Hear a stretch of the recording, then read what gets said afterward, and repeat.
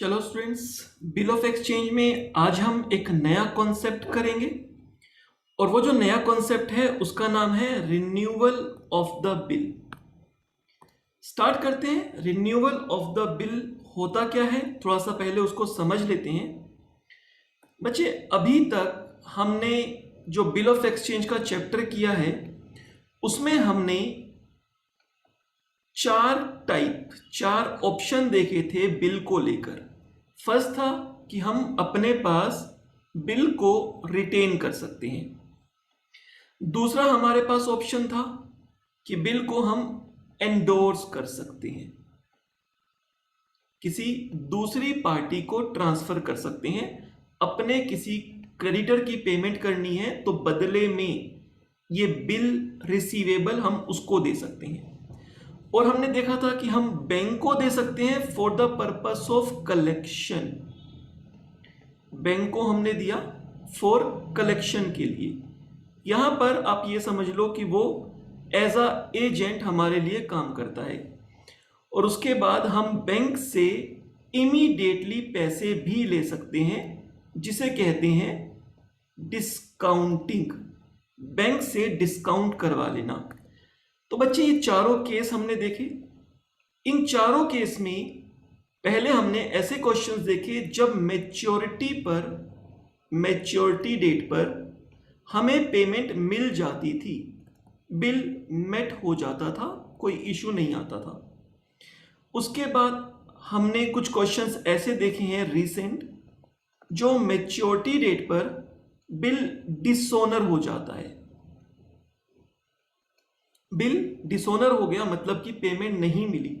फिर हमने डिसऑनर के साथ साथ ही नोटिस का कॉन्सेप्ट भी देखा कि जहां पर नोटिंग चार्जेस पे करने पड़ते हैं। अगर नोटिस भेजा तो नोटिंग चार्जेस पे करेंगे। कौन कौन नोटिस भेज सकता है, नोटिंग चार्जेस पे होंगे तो एंट्री में क्या चेंज आएगा, ये सब बातें हमने देखी।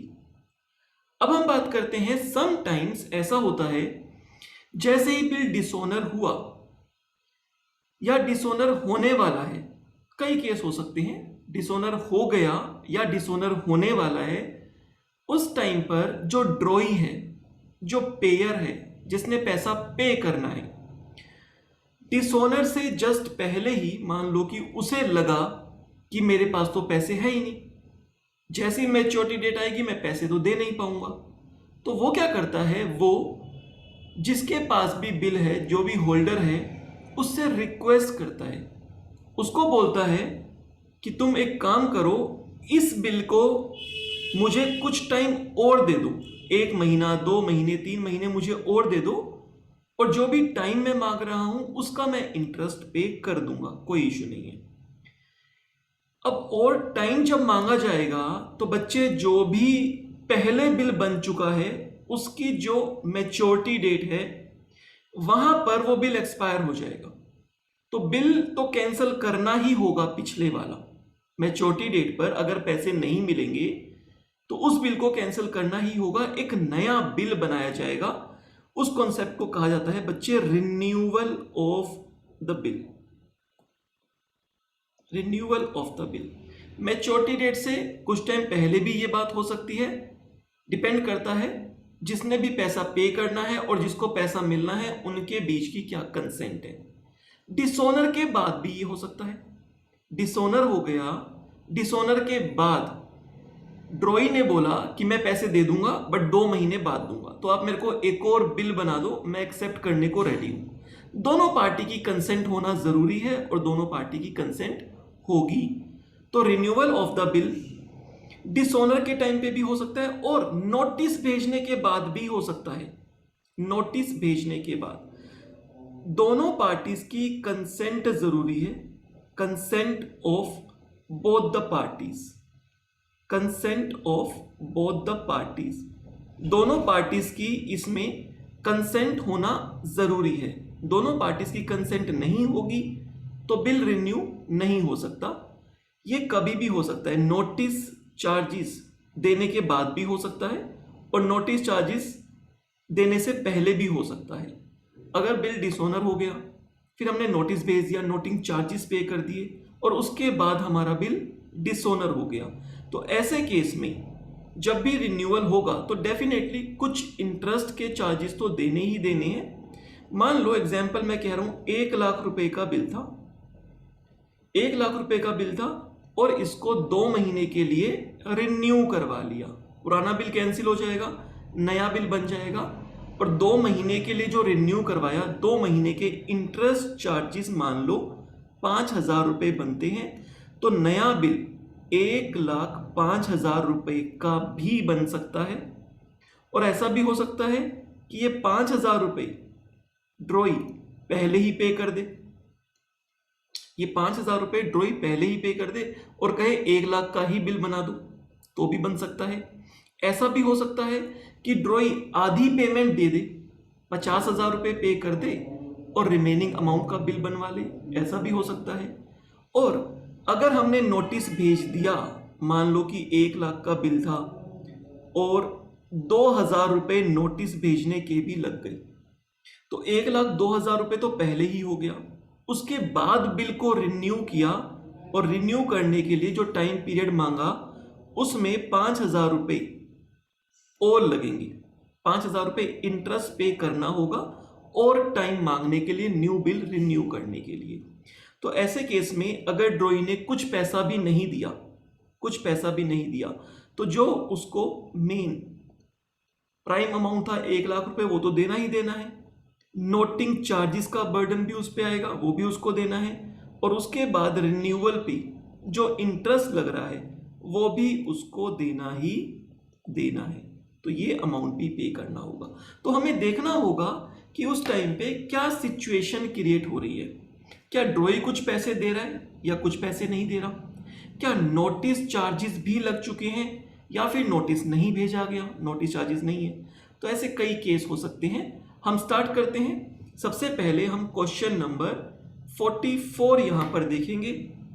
आपके पास जो नोट्स हैं, असाइनमेंट हैं, आप वो ओपन कर सकते हैं। क्वेश्चन नंबर 44, क्वेश्चन नंबर 44 में कह रहा है on 20th June 2020 Moon sold goods to Sun. Moon ने सन को सेल की 2,20,000 रुपए की। तो सबसे पहले सेल परचेज की हम एंट्री डाल देते हैं। मून की बुक में sun account debit to sales account 2,20,000 rupees, 2,20,000 रुपए। सन की बात करें तो सन के लिए बच्चे ये परचेज है, परचेज अकाउंट डेबिट। और किससे परचेज की है? मून से। क्रेडिट पे परचेज है तो इसलिए पार्टीज का नाम आएगा। एक दूसरे की बुक में डेटर्स एंड क्रेडिटर्स क्रिएट हो जाएंगे। आगे चलते हैं, देखते हैं क्या कहते हैं। बिल की बात ही करेगा, पढ़ लेते हैं क्वेश्चन को। And due upon him a bill for the amount payable for 2 months, 2 महीने के लिए बिल बना दिया। और बिल आगे बता दिया कि सन ने एक्सेप्ट भी कर लिया। जैसे ही एक्सेप्ट हो जाता है बिल की लीगैलिटी आ जाती है। बीआर अकाउंट डेबिट आप पूरा लिखोगे bills receivable account debit. Clear? To sun कितना अमाउंट का? 2,20,000 रुपीज का। 2,20,000 का बिल बन गया तो मून के पास बीआर आ गया, एक असेट्स क्रिएट हो गई और डेटर के नाम की असेट्स खत्म हो गई। सन की बात करें तो सन के पास मून नाम से जो लाइबिलिटी है क्रेडिटर वो खत्म हो गई और एक नई लाइबिलिटी बिल्स पेबल के नाम से क्रिएट हो गई है 2,20,000 रुपीज। तो बच्चे यहां पर सेकेंड एंट्री भी हमारी हो जाती है। आगे चलते हैं। आगे क्वेश्चन में कह रहा है a retained the bill till due date. यहां पर जो पार्टी है वो हमारे पास मून है तो मून बिल रिटेन करेगा। Moon retained the bill till due date. On the due date Sun request moon to renew the bill. देखो क्या हुआ, सबसे पहले तो मून ने अपने पास बिल रिटेन करके रखा, राइट। और उसके बाद क्या हुआ, ऑन द ड्यू डेट, जब ड्यू डेट आई तो सन ने रिक्वेस्ट की, सन पैसे नहीं दे पा रहा होगा तो सन ने रिक्वेस्ट कर दी मून से कि एक काम करो, इस बिल को रिन्यू कर दो। जब भी रिन्यूअल की बात होगी, ओल्ड बिल, पुराना बिल कैंसिल होगा ही होगा, नया बिल बनाया जाएगा। पुराना बिल एक्सपायर हो जाएगा, उस पे डेट्स मेंशन है, सब कुछ मेंशन है, तो वो खत्म हो जाएगा, नया बिल बनाया जाएगा। नया बिल कैसे बनेगा, जैसे पुराना बिल बनता है, जैसे एक बिल बनता है वैसे ही नया बिल बनेगा। तो अब हम एंट्री करते हैं कि ड्यू डेट के टाइम पे ये बिल कैंसिल हो जाएगा और एक नया बिल बनाने की हम बात करेंगे। एक चीज और ध्यान रखनी है जिसकी मैं अभी बात करूंगा। पहले हम बिल को कैंसिल कर लेते हैं, सबसे पहले हम बिल को कैंसिल कर लेते हैं। बिल की कैंसलेशन की एंट्री में डाल रहा हूं, और बिल की कैंसलेशन की एंट्री क्या होगी, इसकी बुक में, मून की बुक में, sun account debit to BR। कोई नोटिस भेजने की बात नहीं कही थी, तो जो भी इसका बेसिक अमाउंट है उस अमाउंट से कैंसल होने की एंट्री हो जाएगी। और सन में क्या एंट्री होगी, सन में एंट्री होगी बच्चे BP account debit to Moon account, BP account debit to Moon account. Basic amount से ही बात होगी, कोई नोटिस चार्जेस नहीं थे। अगर कोई नोटिस भेजा होता, नोटिस चार्जेस लगे होते, तो हमें उसकी भी एंट्री करनी होती और वो अमाउंट भी हम रिकवर करते। ये तो होगी कैंसलेशन की एंट्री। अब जो एक बहुत ही इंपॉर्टेंट बात याद रखनी है, वो ये बात आपको याद रखनी है, जब भी बिल रिन्यू होगा, रिन्यूअल पर जो टाइम पीरियड मांगा गया है, एक्सटेंड किया गया है, उसका जो इंटरेस्ट बनता है, उस इंटरेस्ट की एंट्री आपको डालनी ही डालनी है, वो चाहे बोले या ना बोले। पहले इंटरेस्ट की एंट्री डालनी है, उसके बाद नया बिल क्रिएट करना है। पहले इंटरेस्ट की एंट्री डालनी है। मोस्ट ऑफ द क्वेश्चंस में वो नहीं बोलेगा, मतलब कि डायरेक्टली नहीं बोलेगा, बट यस वहां पर वो ये बात कहेगा, sun request moon to renew the bill for 2 months, 2 महीने के लिए, और रिन्यू करवा लिया और 12% पर एनम इंटरेस्ट देने को रेडी हो गया। पर एनम है 12%।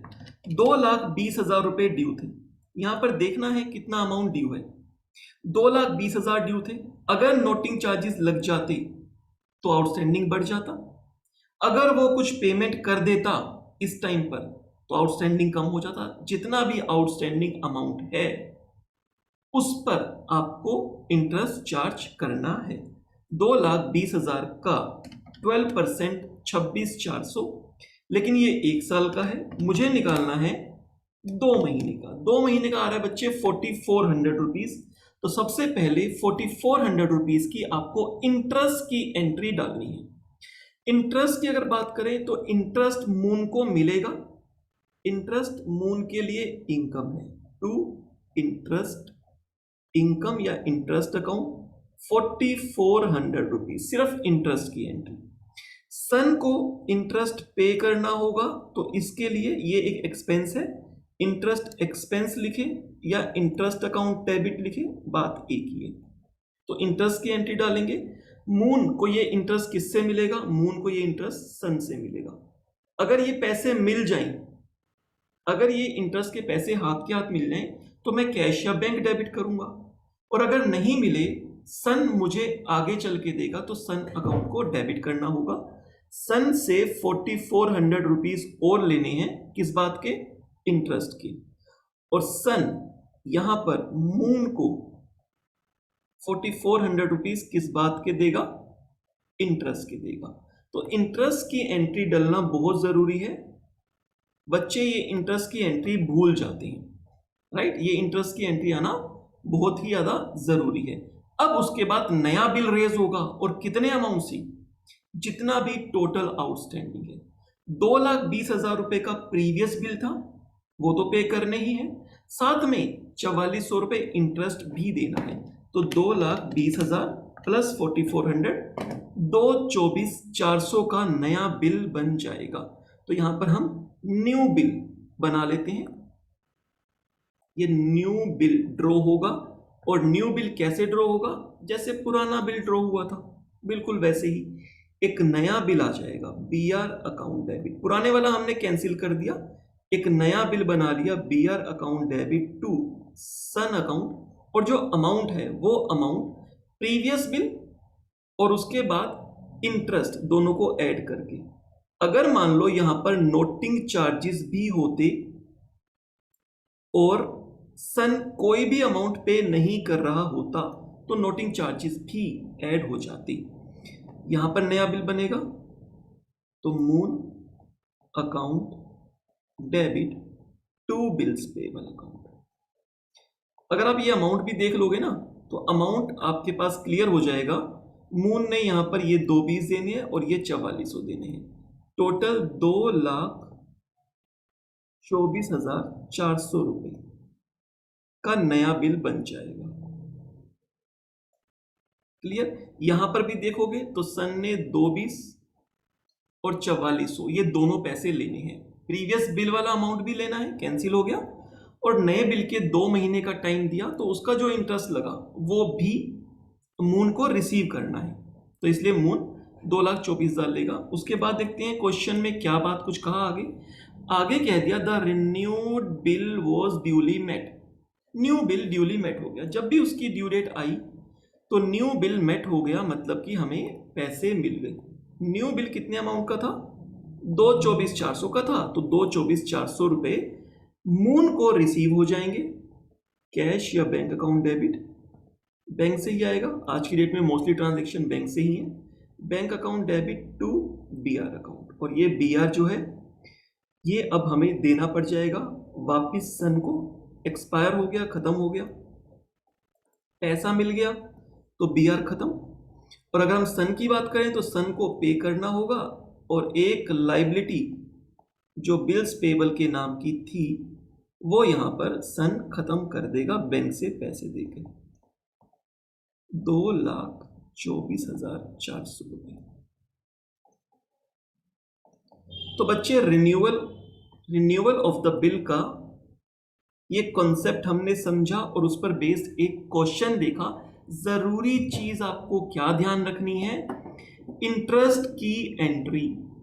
इंटरेस्ट की एंट्री बहुत जरूरी है। जब भी रिन्यूअल का केस आएगा पुराना बिल पहले कैंसिल होगा, पहले पुराना बिल कैंसिल होगा। नोटिंग चार्जेस हैं तो नोटिंग चार्जेस लगा के कैंसिल होगा, नोटिंग चार्जेस नहीं है तो विदाउट नोटिंग चार्जेस कैंसिल होगा।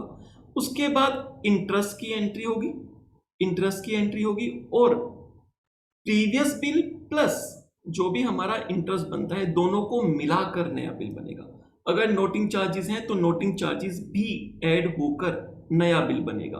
समटाइम्स ऐसा होगा कि जो ड्रॉई है वो कुछ पेमेंट कर देगा, पार्ट पेमेंट कर देगा। अगर वो पार्ट पेमेंट कर रहा है तो पार्ट पेमेंट रिड्यूस हो जाएगी और जो आउटस्टैंडिंग बचेगा उस पर ही इंटरेस्ट कैलकुलेट होगा। अगर यहां पर मैं कह दूं कि नया बिल बनने से पहले, बिल कैंसिल करने के बाद नया बिल बनने से पहले कुछ पेमेंट कर देता है, सन कुछ पेमेंट कर देता है, तो वो पेमेंट हम रिसीव करने की एंट्री कर लेंगे, सन की बुक्स में पे करने की एंट्री होगी। उसके बाद इंटरेस्ट जो लगेगा वो रिमेनिंग अमाउंट पर लगेगा। नया बिल रिमेनिंग अमाउंट प्लस उस पर जो इंटरेस्ट बनता है उससे बनेगा। तो यहां पर क्वेश्चन नंबर 44 भी हमारा कंप्लीट हो जाता है और हमने रिन्यूअल का कॉन्सेप्ट भी देख लिया।